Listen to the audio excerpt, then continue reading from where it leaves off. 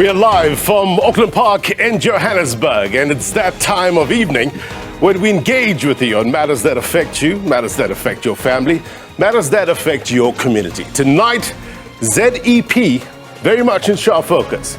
It's topical.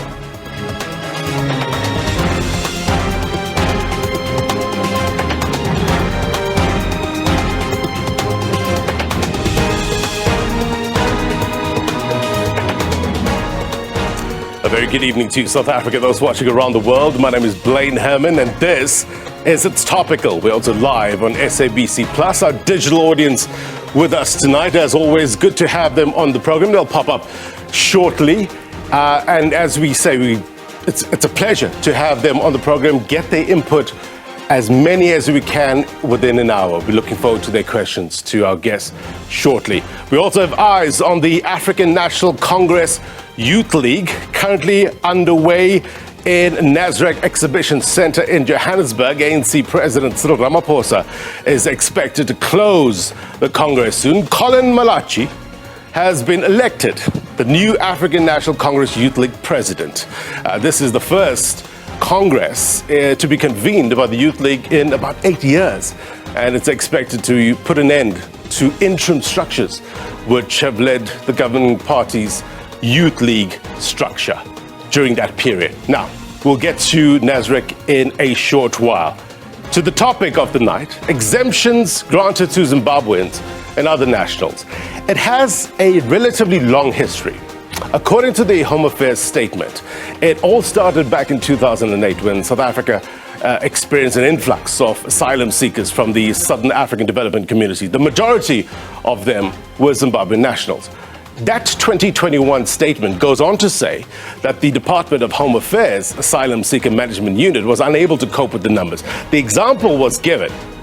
The Musina Refugee Reception Office was receiving in excess of 1,000 asylum seekers applications every day.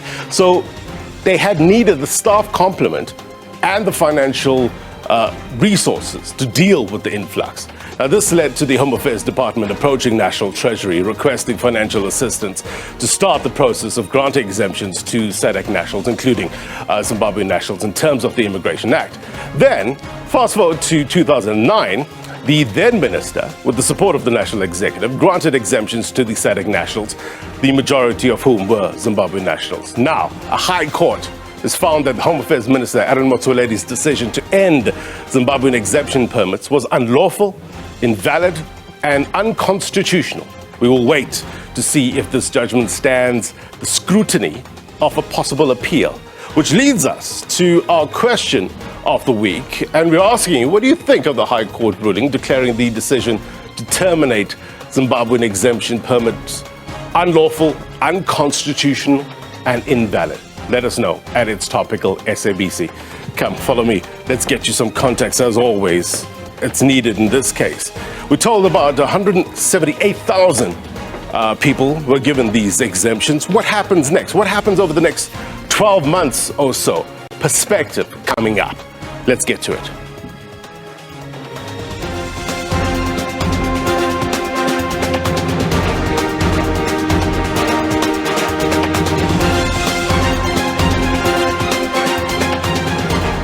All right, let's get you some context. And as always, we turn to the magic wall, what we know and what we need to know. To help me do that, let me welcome SABC News reporter Kadi Mapanga onto the program. Good to have you on here to give us some explanation as to what we're dealing with. Firstly, with regards to setting the scene, take us back in terms of what is the Zimbabwean exemption permit all about?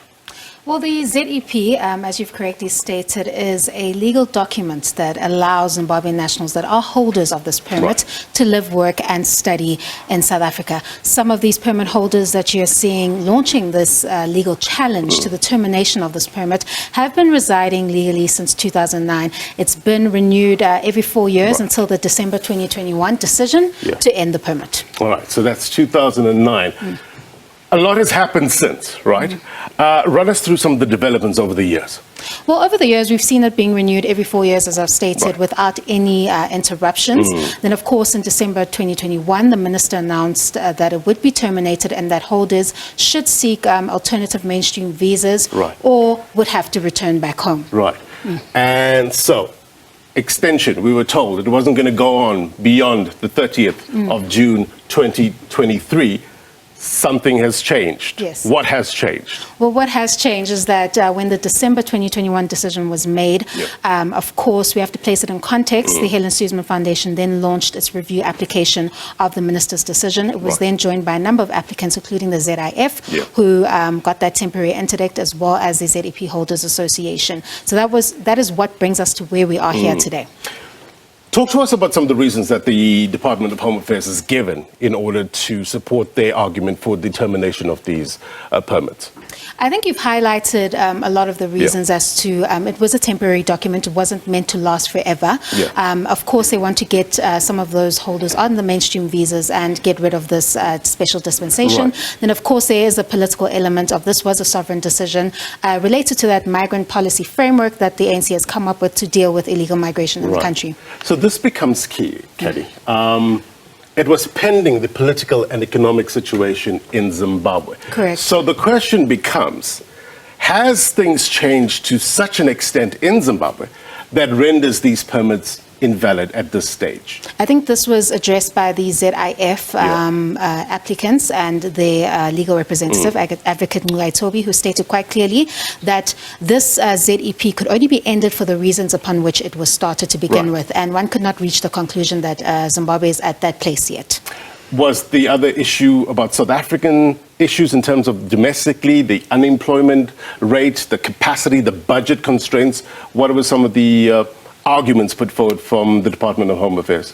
I think our socio-economic challenges have put pressure on the governing party to address migration. Of course, the accusing finger pointed towards the migrants when South Africans started raising some of the challenges that they are living with now in this current climate. So, of course, all eyes pointed towards those challenges that we're seeing with migration, and that includes the ZEP. Right. So just clear it up for us with regards to the number of judgments. I understand there was 2, right? Correct. So first one, what does it say? Well, I'd like to clarify, there were 3 judgments, but the third one is a notice of amendment, so we don't need to focus on that one that much. But the first 2 dealt with the Helen Suzman Foundation and Komza. That, of course, was a review application. They were successful. All it means is that the minister will then have to start afresh and consult properly before reaching a decision. So it's all about concluding a fair process before coming to such a decision. The ZIF judgment, I think that one is a bit more different and has more impact. It's a temporary interdict pending the outcome of Part B. Part B we expect to be heard in June next year, meaning that until then, as ZEP holders enjoy protection pending the outcome of that application. Right. So it's a 12-month period, correct? Correct. The courts have decided that it's a 12-month period.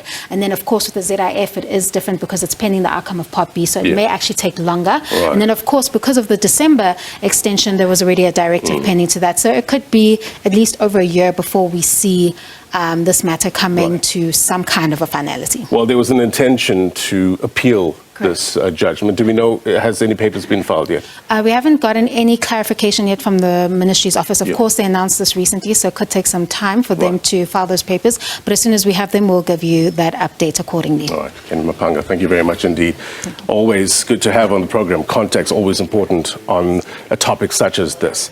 Let's hear what you have to say. A very popular word on the street feature. We bring you the voices from Johannesburg on this particular issue. Take a look.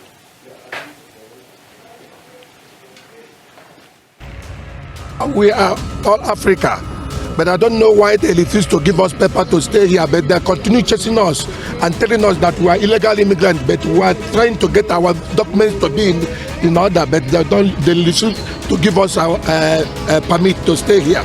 We need those permits. We need to work in this country. Since there are job vacancies, we have got the skills. We need the jobs. Even South Africa needs us. Government must protect us to get a new permit, because now we only running about 4 years to 5 years without permit, almost extending. I think we should definitely strengthen our laws. I don't think there's any reason for Zimbabweans not to be allowed in South Africa. They bring so much to our society, and it's like unconstitutional to say that they're not allowed to be here. Discontinue these things and then go with proper paperwork, renew what they have, and then given a free period time whereby they can gather themselves around. If they can't, then they can take the buses that are going home. It's very unfair to have people and families who've been here for a very long time and made South Africa their home, who now have kids in the country, to expect them to go back to a place that they might not know, their kids might not know. So I think it is very fair that they've ruled it as unconstitutional. These people are widely present in our country, and they are often employed due to their affordability. However, there are instances where some engage in criminal activities like nighttime muggings. Going back to their country is a completely different situation to what they have here.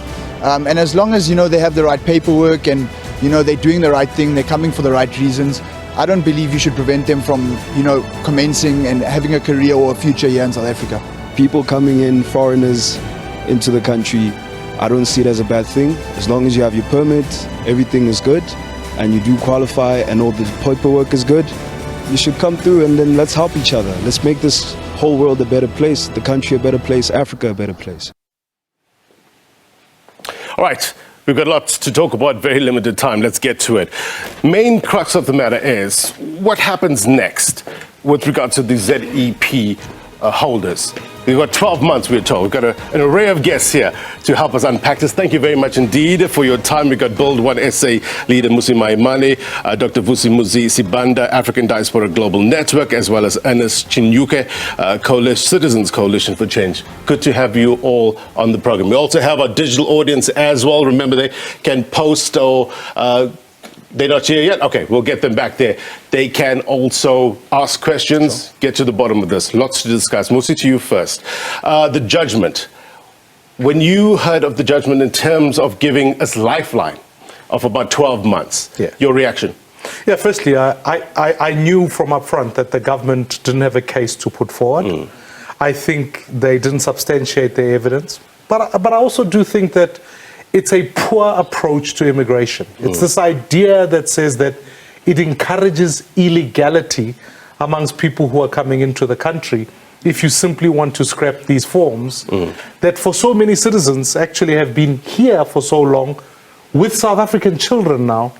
And ultimately, it tells me that the stance that the current government takes on immigration is in fact poor. I want to be direct and say upfront, it is important that every citizen, regardless of where they go, does so legally. No one debates the issue. The second is, these particular ZEP forms are citizens who are contributing to our economy, and therefore naturally have been here legally, have stayed in. That's the vision that we need to uphold.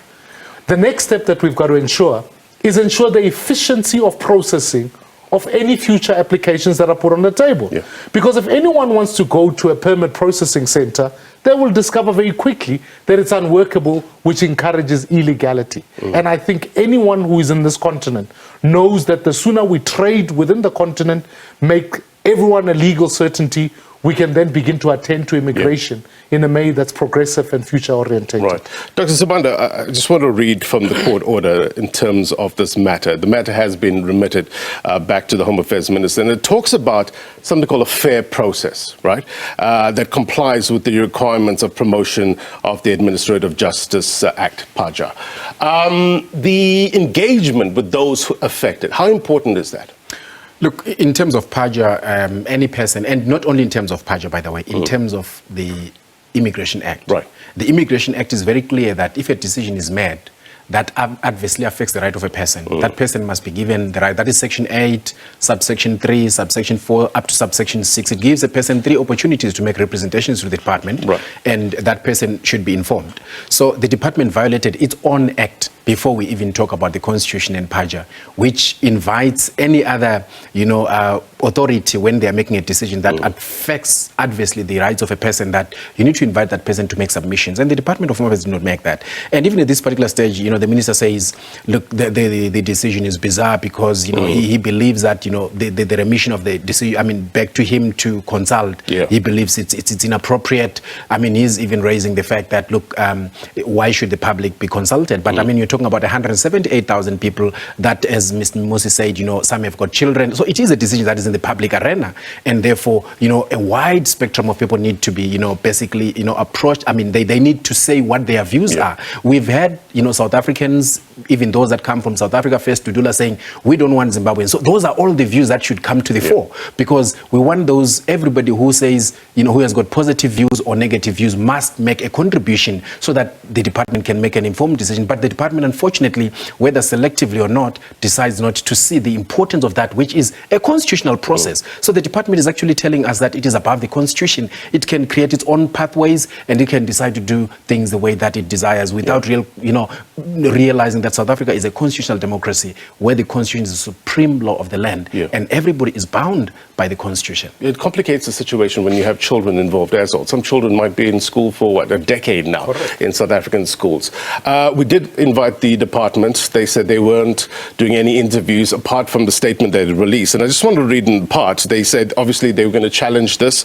And one of the points they made is that the decision that the minister took not to extend the Zimbabwean exemptions involves weighing of policy considerations that falls within the domain of the executive, right? And he also talks about in terms of the consultation issues. What's your take with regards to the appeal, the idea of an appeal from the minister? I would want to say the idea of the appeal from the minister still comes back to what the other two speakers have largely said.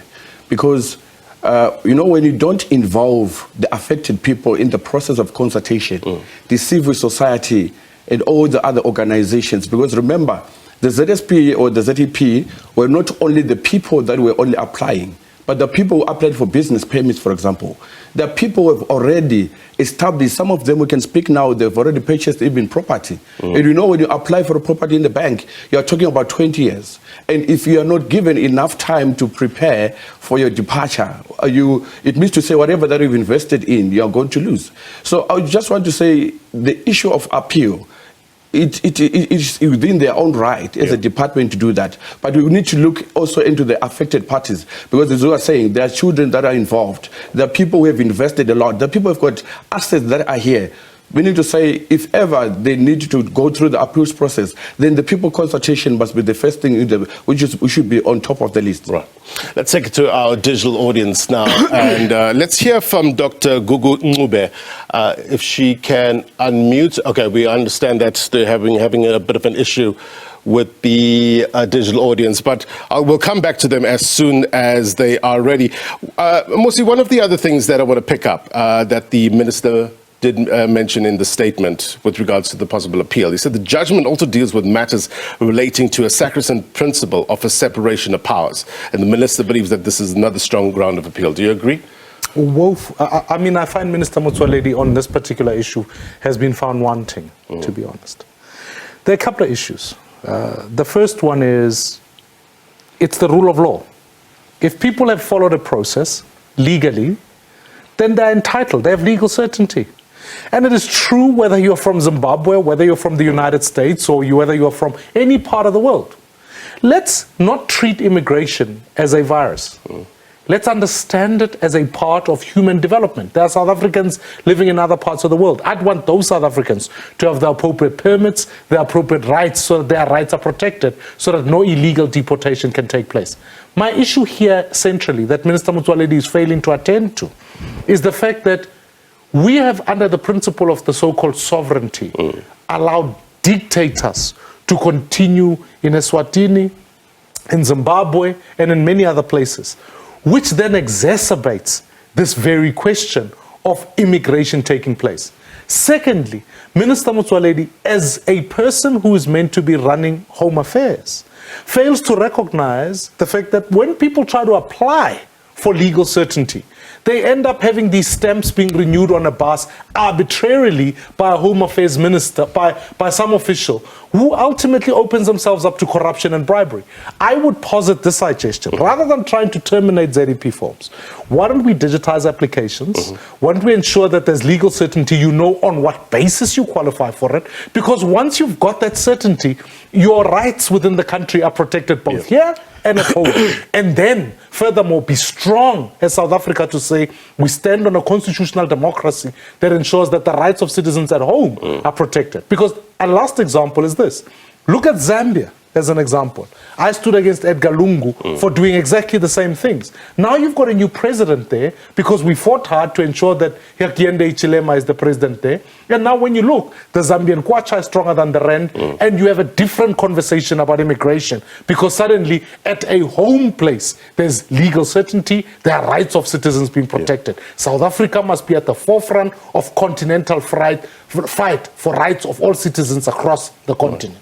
Dr. Sibanda, to what extent does South Africa have influence on the continent to the extent that they can make a difference in terms of their neighbors?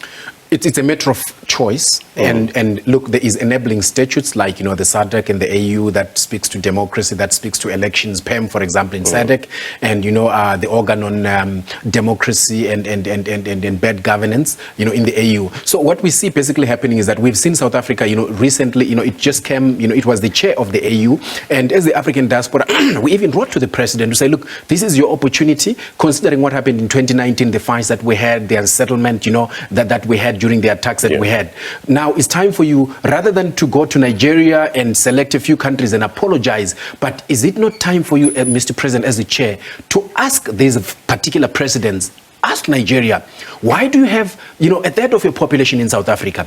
Uganda, ask Zimbabwe, why do you have half of Zimbabwe in South Africa? The president hasn't done that, and the president doesn't seem to be concerned about doing that. And obviously, the issue is South Africa can stand and say, we are going to sync together with the countries that are not doing well, with the countries that are dictators, with the countries that are despotic, or we are going to stand as the beacon of light.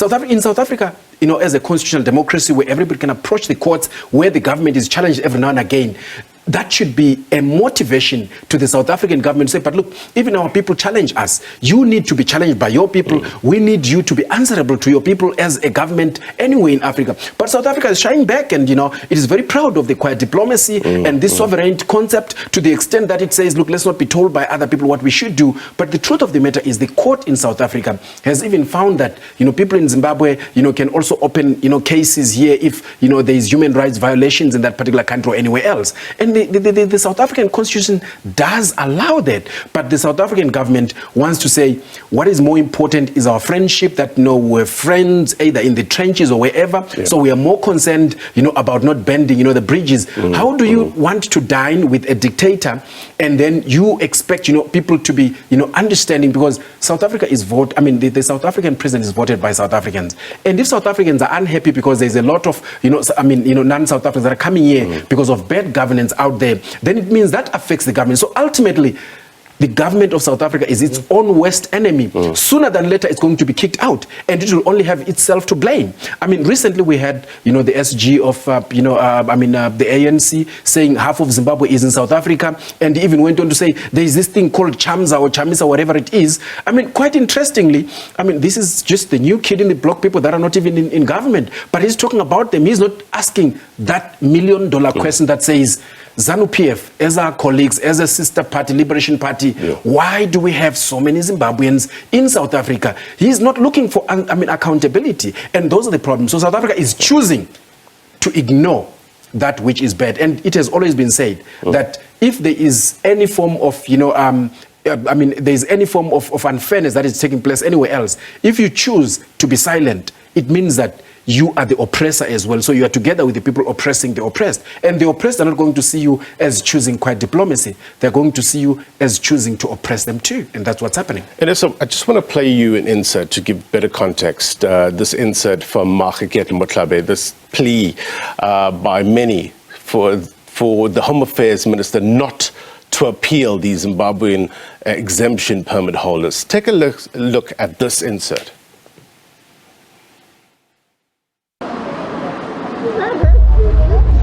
An all too familiar story, with more questions than answers. Why?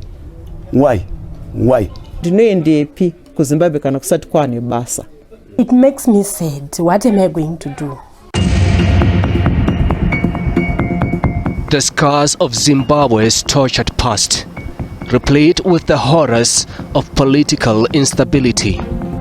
When you go into another country, you want to search. 53-year-old Heniel Vushe fled to South Africa in 2008 amid Zimbabwe's election rerun.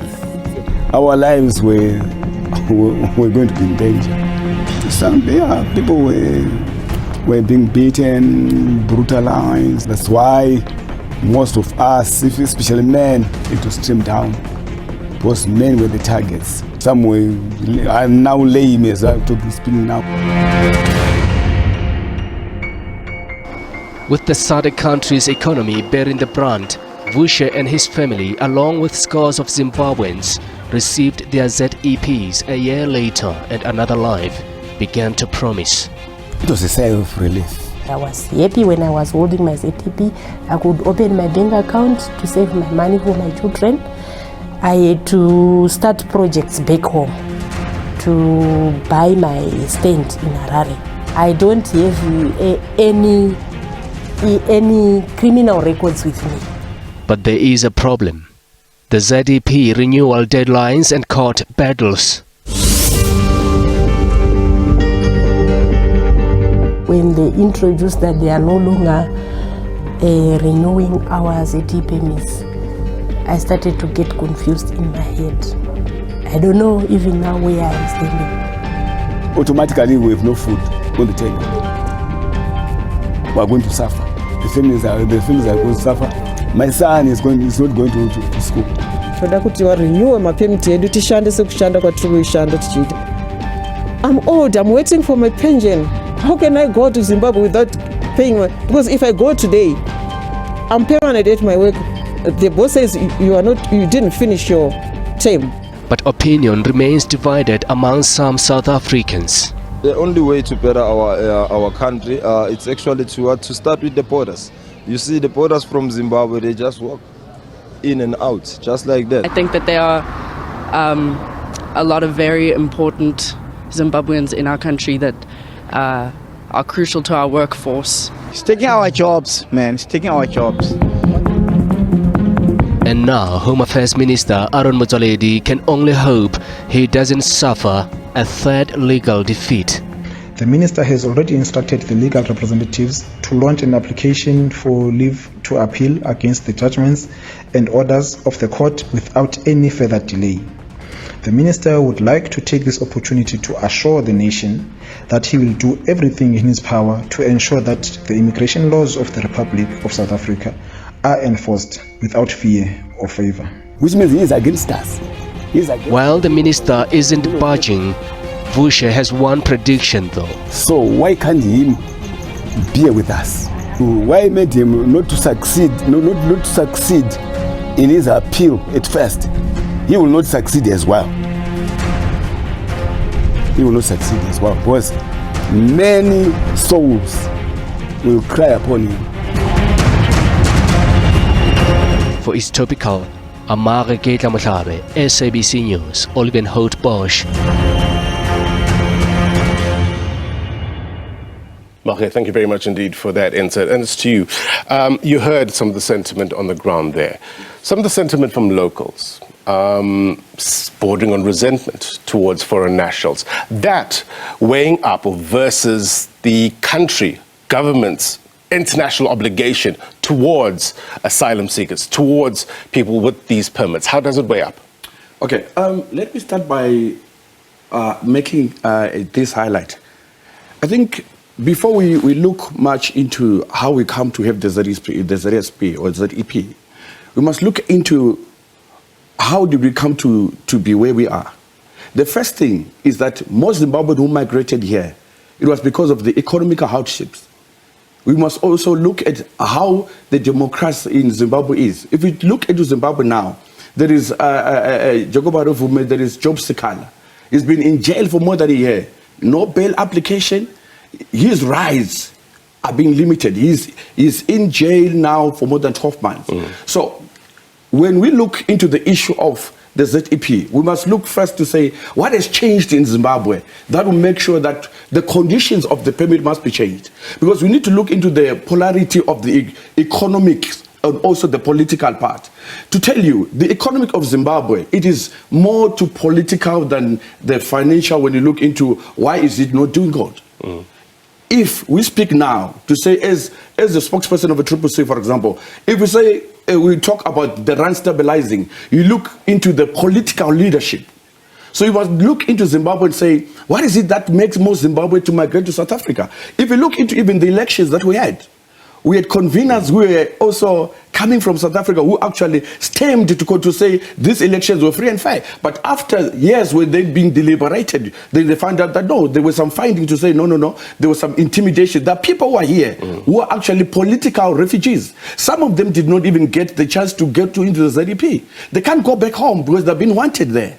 So we must look into the issue of saying how did you come to be having the situation that we have, and to say at least, it's not only Zimbabweans that are foreigners in this country. There are a lot of foreigners from other nations. But I don't know why the highlight is with the Zimbabweans. But to say at least, if you look into even the previous video that we were watching, what they're just crying for is to say, we want to be legal. We want to be accounted for. And you know when somebody's accounted for, to tell you the truth, if the political situation in Zimbabwe stabilizes, if the economic situation in Zimbabwe changes, but how do we come to that? We come to first look into to say, what is it that is happening that has made sure that Zimbabweans migrate to South Africa? Because if we just look into say where we're in now, when we are talking about the permits, that's the end point. But let's look into how did it all start for us to get to where we are today. We're battling to get hold of our digital audience. There are some people there who might have a contrary view towards what you said. But Mmusi, I just want to pick up from what Ernest said. Is there a hyper-focus on Zimbabweans in this country as opposed to other nationalities? Yeah, I mean, naturally, as many Zimbabweans as the immediate border that we share, clearly you've got other challenges with citizens that come from Malawi, citizens that come, so countries that we share immediate borders with, particularly that are unstable. I don't think when I listen to the insert, that citizens, of course, when I speak to South Africans they've got some concerns. They do have concerns about whether you can have little Lagos as you would go to the city center of Johannesburg. They have legitimate concerns about crime and safety. The political leadership must recognize a couple of things. The first is, I endorse the idea of legal certainty. Let's make sure people can get the right documents when they're in. When you are in country, I do not care which country you come from. The supreme law is one, is South African law. It applies indiscriminately to whether you are South African or non-South African. Because even if I came from a country that practices Sharia law, I can't come to South Africa and say, well, that must be the law because that's where I come from. The third thing that we've got to do better at is how do we lead in our communities this conversation about better integration? Because furthermore, when I think about Zimbabwean citizens, Malawian citizens, all of that, South Africans were never racist and never anti-African. I think we've been painted into this universe where we say South Africans hate Zimbabweans. It's not true. I grew up in Soweto. We used to watch Zimbabwean footballers, Eswatini footballers. We used to be part of the culture. The dilemma that has happened is that when you failed to have a Home Affairs that ensures that citizens are well registered and documented, when you fail to even manage it economically, and I know that's a conversation we'll have about whose job this is, etc. I think there's a policy mechanism that ensures that ultimately when it's said and done, if you're an immigrant working in a country, there's a particular tax focus or a tax bracket that you fall within that we administer so that we recognize the needs of the citizens and the needs of international. That's part of international best practice. But where there's a void and a populist government that wants to stand up and says, oh, well, what we've got to do is mass immigration.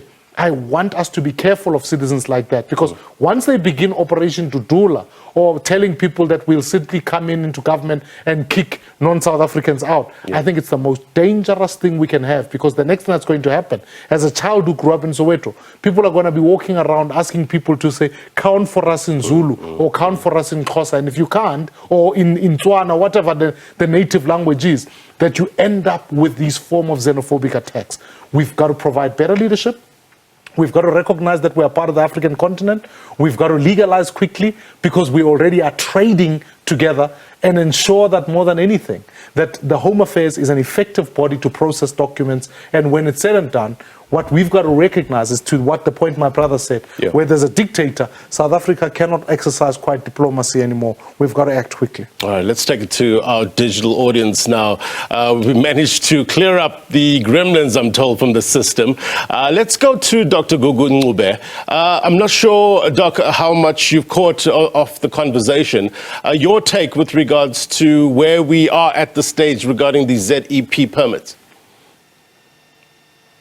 If you can unmute Dr. Ncube. There we go. Oh, sorry for that. Thank you so much for this opportunity. Where we are as of now regarding the ZEP permits, I think we are actually at the right stage. And we are at the stage that exposes that Minister Motsoaledi is actually a liability to the state. We are at the stage whereby everything that is unfolding shows that Minister Motsoaledi makes decisions out of context or before consultation. Because if you look at the order that was given by the High Court last week, it says Minister Motsoaledi must consult with the relevant stakeholders before making decisions. So that actually says a lot about Minister Motsoaledi as a minister himself. Thank you. It is one of the parts that the minister, well, the department is trying to appeal, where they say that the finding of the court on the applicability or otherwise of Section 3 and 4 of the Promotion of Administrative Justice Act is highly questionable, particularly the requirement for public participation when a decision of this nature is taken in part. What benefit would you get from public participation in this regard? Dr. Ncube. We are living in a democratic country, and public participation is going to help to get a lot of the views from the people out there. That is to say, people value human rights in South Africa. Yes, we have got a few that are against the extension or the renewal of ZEP, but the majority of South Africans are actually Pan-Africans. They understand the situation in Zimbabwe, and they understand exactly why Zimbabweans are in South Africa. As such, when we do the public consultation, I have no doubt that the public are going to be in support of the Zimbabwean nationals having their ZEP permits extended. All right, let's hear from Martha Shumba. Martha, if you can unmute, please. Your take. Okay, a very good evening, and thank you for having me. And I would like to thank South Africa and the High Court for the extension, and overall to thank South Africa for housing Zimbabweans for all this time. It's been long, and the frustration, you can actually feel it. I would like to speak as a Zimbabwean right now and talk about all the excitement and so forth, but I'm not going to do that. I'm going to speak as an African and say, as much as we've got all this excitement and talk about our relationships, we need to also look into the effect on South Africa. It's been too long with this cry. Where are we sitting down and also listening to those grievances and not only look at ourselves as Zimbabweans and say, this is what we want, this is what we need. As much as it was not fair to just dismiss them, some have got families, some have got bought homes here, they've got students who are going to school. But are we having this conversation on the effects of a South African who is here? There is so much panic, there is so much confusion, and there is so much pain because of the current situation economically in South Africa. So as much as we want to be Zimbabwean and look at it this way, it becomes a challenge. And when we look at patriotism and Pan-Africanism, it also looks at leadership in South Africa. Sitting down with leadership in Zimbabwe and say, where can we assist to fix the situation in Zimbabwe once and for all, if that's possible? Because housing Zimbabweans here is not just going to be a possible long term. It's been 10 years for the ZEP. That's my take for now. All right, Martha, thank you very much indeed. Let's hear from Knowledge.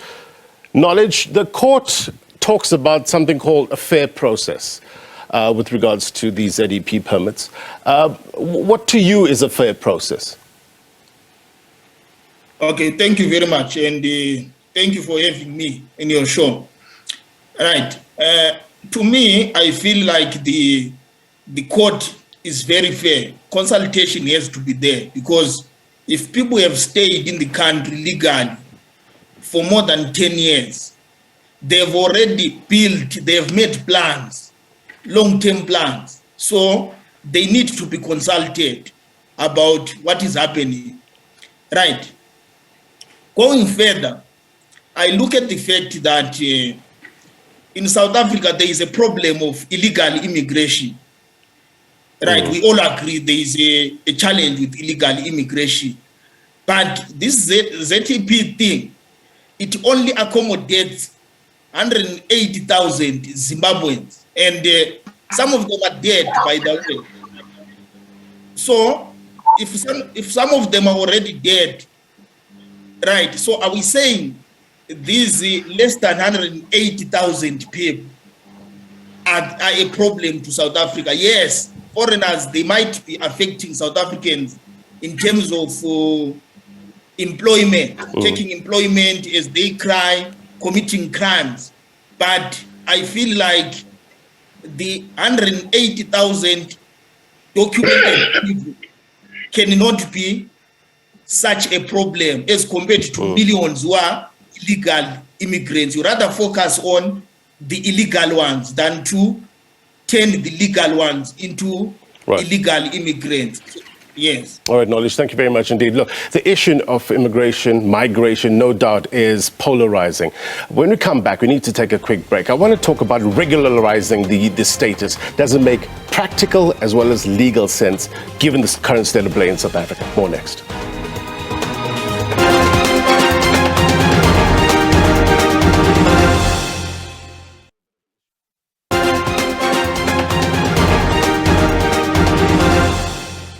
Welcome back. We're talking about the Zimbabwean Exemption Permits and the recent court order that extended it to another 12 months.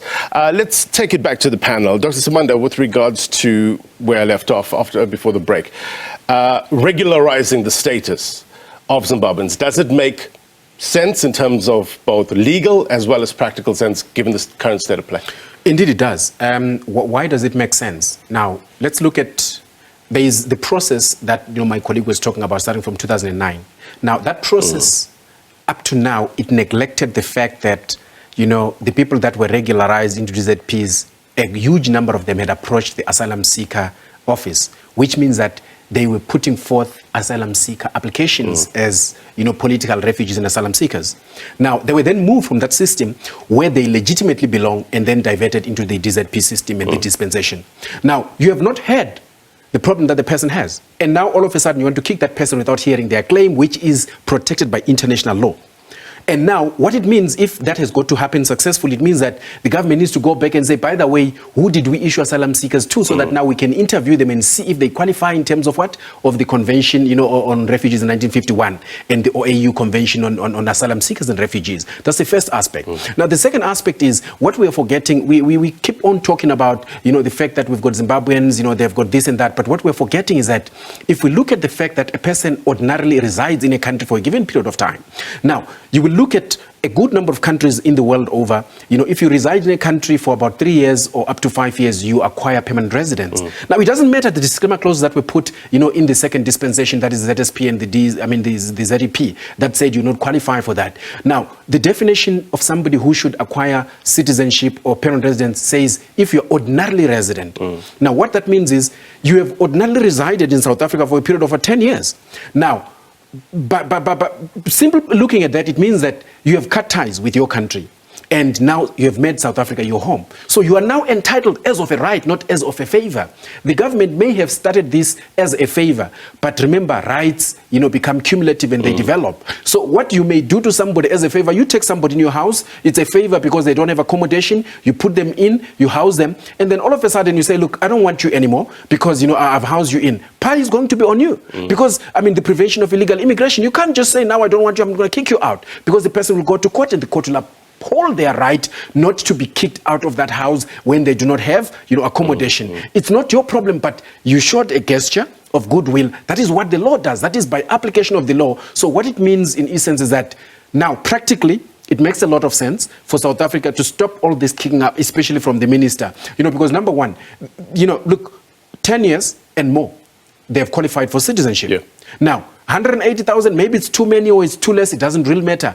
Is there a right that is protected by the Constitution? The right is there. So the minister simply needs to say, if the populace is against that, then the minister needs to go and do the consultation and educate people about these rights and say, look, this is what we did, so that, the voters are not angry with them, even if the whole country was against them. But the law would come and say, this is the law, so the law needs to be applicable.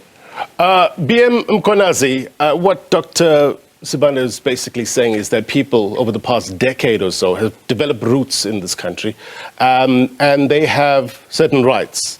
What do you make of that argument?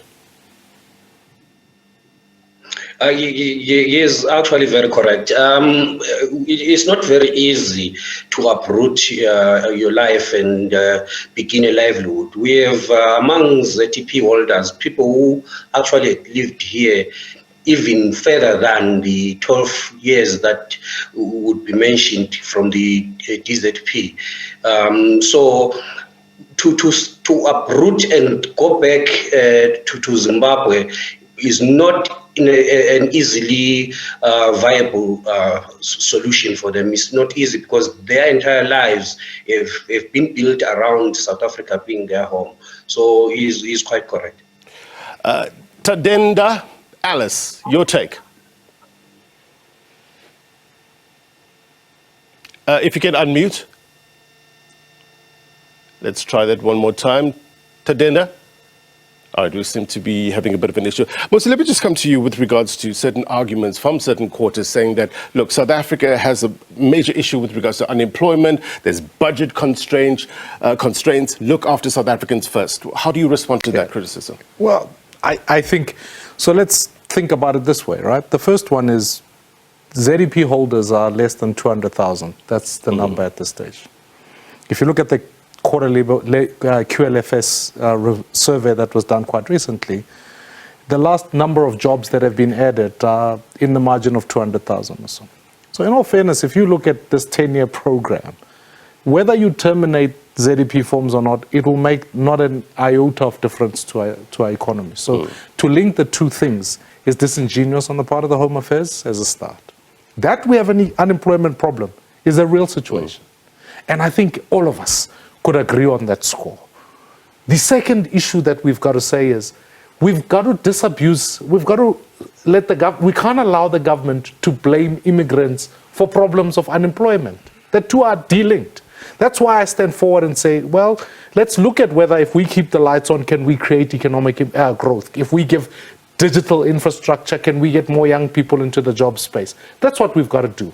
On the last issue, which is whether a non-South African who comes in here to work, there is a degree in certain sectors where people feel a sense of resentment, etc.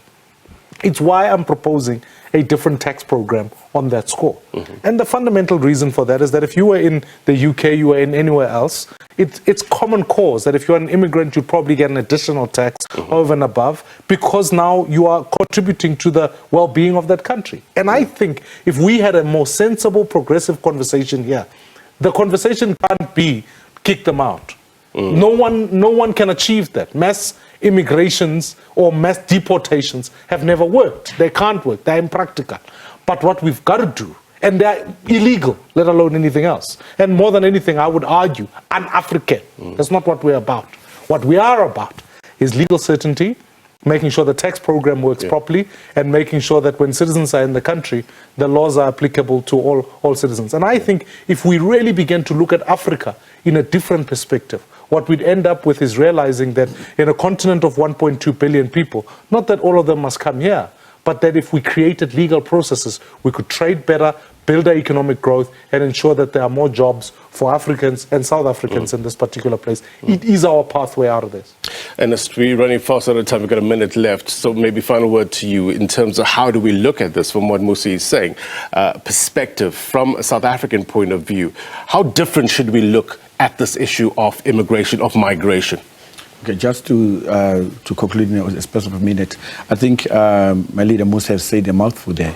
What I just want to say is that the president of CCC was here last week in Jamestown. What he said, I'll just go back to his words, is like on my conclusion.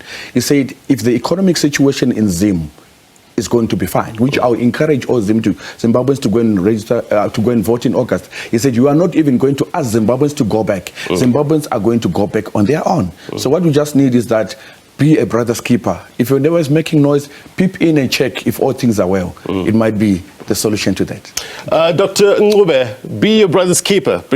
By extension, be your brother and sister's keeper. Do you agree? If you can unmute. Dr. Ngube. Sorry, Dr. Ngube. Oh, there we go. Yes, South Africans are actually supposed to be their brothers' keepers. I actually posted on Twitter explaining the whole situation that actually Zimbabweans are already strangled by the sanctions. That's why they are actually exploring some greener pastures in South Africa and many other countries that their currencies are still working a little bit better. So, and I pleaded with South Africans that they must be the cooler box for the Zimbabweans so that at least they welcome us. We are here, we are not into any crime. And I want to ask them again to say, please work with us. We are here, we want to improve South Africa as much as we develop Zimbabwe. That's all that we are asking for. Nothing more, nothing less. Crime can be committed by anybody else. Today, I was robbed at the ATM by people. They are criminals, and I wouldn't be saying, standing here and saying South Africans are criminals because the guys that robbed me at the ATM are South Africans. I would be wrong to do that. They are simple criminals. And I also want to say hey to Minister Motsoaledi. Minister Motsoaledi is actually wasting state resources by trying to deport Zimbabweans, because you deport a Zimbabwean today, tomorrow they will be back in South Africa. You deport them again, they come back again. So Minister Motsoaledi, indeed, I agree with the High Court. He has to do some wider consultations instead of just wasting state resources deporting Zimbabweans. It's just not working out. All right. Thank you. Thank you very much indeed. You're fast running out of time. Tadenda, we do apologize. We couldn't get to you. It's just some technical issues that we can. But we will definitely continue this conversation in the weeks and months to come. To my guests as well, appreciate your time. Hours just not enough to discuss certain issues. But before we go, here's my take. The Home Affairs Minister said in the past that the exemptions granted to the Zimbabwean nationals was and has always been a temporary measure pending improvement of the political and economic situation in Zimbabwe. So now, the question becomes, has the political and economic situation in that country changed to such an extent that allows for the termination of these permits? You're likely to get varied answers to that question. For some, the migration debate tends to be polarizing. It's natural for someone to search for better economic opportunities, better living conditions for themselves and their families. But the counter argument being made lies in the answer to this question. Can the host country absorb the economic and social pressure that normally follows? It's a tough one, especially after you consider the fact that so many people have already made a life for themselves here in South Africa over the past decade or so. So once again, the situation calls for clear eyes about what's best for humanity as a whole. And that's my take. If you miss anything, be sure to watch this episode of It's Topical on YouTube. Sports Live up next. If you're watching a repeat of this program, then as always, the news continues. Until next week, my brothers and sisters, take care. Bye-bye.